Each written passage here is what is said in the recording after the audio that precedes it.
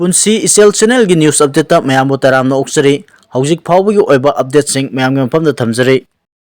United Naga Council UCN amadi Government of India anigi marakta ngasi Rajbabandda meeting ama pangthoklagani haire. Meeting asida maru oina naga taba mafam singda free movement regime amasung border fencing gi matangda khanagani haire. Thang wangma SC Girls Hostel Relief Camp Leba Tongbram Iwo Sawa Singh amadi Tongbram Ombi Bina Devi gi masanupa Tongbram Sitaljit Singana kumsi sahigi NEET medical exam da mai paklakpada camp asida lairiba IDB Singh camp asigi committee amasung All Manipur Relief Camp Committee na sinbiduna asama thorom ama pangtoktuna puning thawat pikre haire. Nong haitharakpagi thodokta kunhumdoi sikre PM na awawa phongdokre. Ngarang Jammu and Kashmir gi Kistawarda nong haitharakpa amasung isauda yamdrabada mi kunhumdoi lekidre aduga atopo humdra mangana soklei laikhidraba singi mafamda Prime Minister Narendra Modi na awabu phongdokre. Jammu and Kashmir gi Kistawarda nong haitharakpa amasung isau thokpadagi awaba taraba pumnamaki awaba koknaba isorda kurumle phibam asi kupna yengsilli rescue amasung relief operation gi thabak makha chathari pangba yaba pumnamak pangani haina PM Modi na extra thadrokpa warol amada haike. Thodok adugi matangda official singna hai Thodok thokpamda helicopter sing paidana soklaba sing amasung awaba taraba mi kaya hondoktuna hospital singda layingbagi thabak chathari. Hojik Army NDRF SDRF amasung local administration na thorokpa yadana lairiba mi kaya hondokpagi thabak chathari amasung medical gi mateng piri haina pawsina phongdorokle. KIA gi leifam ayamda Myanmar military junta na air strike tawkhre haire. Bihar da voter list gi mioi lakh 35 gi maming sing loktokhiba adugi maram singalona na election commission gi website singda lewak punumit pawgi manungda soidanamak thagatkadabani haina Supreme Court na mikal gi bodi aduda voter khudimak na madu phangba yanaba masing sing soidanamak paksana phongdokadabani haina su court aduna haike. Maru oiba ruling amada court aduna maming sing loktokhiba mioi sing aduna makoigi Aadhaar card singi copy amaga loinana makoigi wakat sing thangalakpa yagani haike.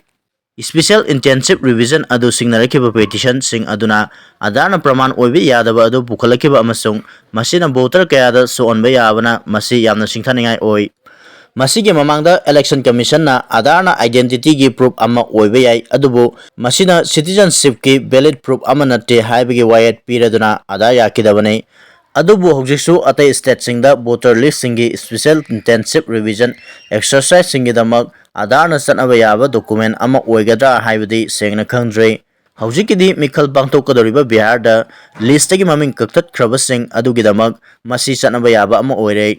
Mikhal pangtokadoriba Bihar da voter list ki special intensive revision singnaba petition sing taraduna Justice Surjakantana list adudagi maming kaktat khraba mioi lakh 35 adugi manungda lakh 12 sikre haikebadu pankhe. Mi lakh 12 sikrabadi booth level da madu karigi phongdoktabano aikoi citizen singi right sing adu political party singda tangjahanba pamde haina magna haike. Voter list review adugi thabak adugi damak election commission na ayaba piriba document 13 adugi lista Aadhaar yaude masina khudong chajadraba mioi kangluk kayagi mi la kayadi vote thadabagi hak panglaroi haina petitioner sing aduna yetke. Association for Democratic Reforms ki damak lekhiba advocate Prasan Busna Courtna election commission da makoina ayaba piriba document 13 adugi mathakta Aadhaar card su yare haina advertise tawnaba directive pikre haina media da haike.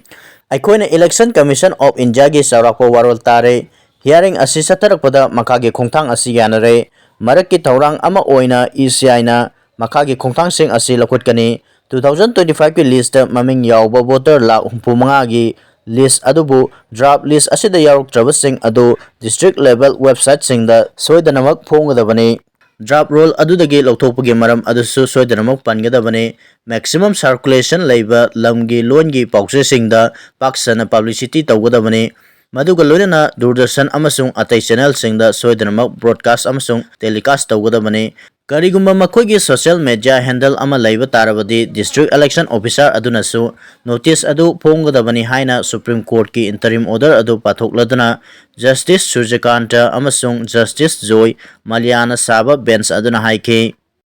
Silpa Setty Rajkundrabu businessman dagi crore humpu minamagi maral sikre. Bollywood actor Silpa Setty amasung maki mapuroiba businessman Rajkundrabu Mumbai da leiba businessman amadagi lupa crore humpu minamagi maral sikre. Case asi celebrity matay manaw adugi thabak tawkhidraba Best Deal TV Private Limited ke loan cum investment deal ga mari lainai adubu siriba maral adu yumpham yaudaba amasung mapuk phatabgi thawong amani haina celebrity matay manaw aduna yakidai businessman Deepak Kotharina 2015 dagi 2023 da business expansion gi damak mahakna makhoida lupa crore humpu piki adubu makoina madu lanai gi thabak ta sinaki Kotharina April 2015 da lupa crore 31.95 loan gi ahanba installment piki July 2015 amasung March 2016 gi marakta mahakna lupa crore 28.54 amagasu transfer tauki deal adugi damak mahakna punna lupa crore 60.48 hena transfer taukhre